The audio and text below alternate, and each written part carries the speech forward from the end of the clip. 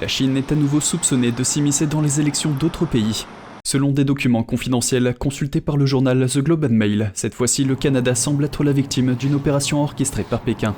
Selon le quotidien, cette stratégie sophistiquée avait deux objectifs principaux: s'assurer du retour d'un gouvernement libéral minoritaire en 2021 et de la défaite de certains candidats conservateurs identifiés par la Chine. Le Premier ministre Justin Trudeau a été réélu de justesse en septembre 2021, mais son parti n'a pas obtenu la majorité au Parlement, ce qui était l'espoir de Pékin.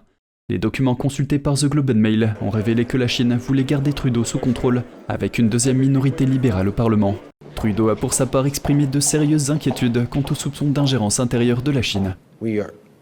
Nous en sommes conscients et je peux vous assurer que nos services de renseignement et de sécurité ont travaillé très dur au cours des dernières années pour développer de plus en plus d'outils pour contrer cela, pour s'assurer que nos institutions sont en sécurité. Ce n'est pas un phénomène nouveau. C'est un problème auquel les pays du monde entier sont confrontés depuis longtemps et le Canada ne fait pas exception.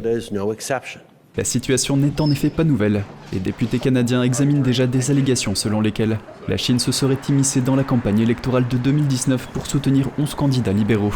Pékin a nié ces allégations, mais les documents confidentiels collectés par les services de renseignement canadiens ont révélé les méthodes utilisées par la Chine pour interférer dans les élections.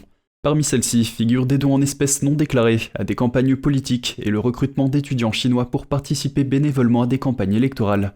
Ces derniers développements interviennent dans un contexte de relations tendues entre la Chine et le Canada, notamment depuis l'arrestation de la directrice financière de Huawei, Meng Wanzhou, à Vancouver en 2018 à la demande des États-Unis.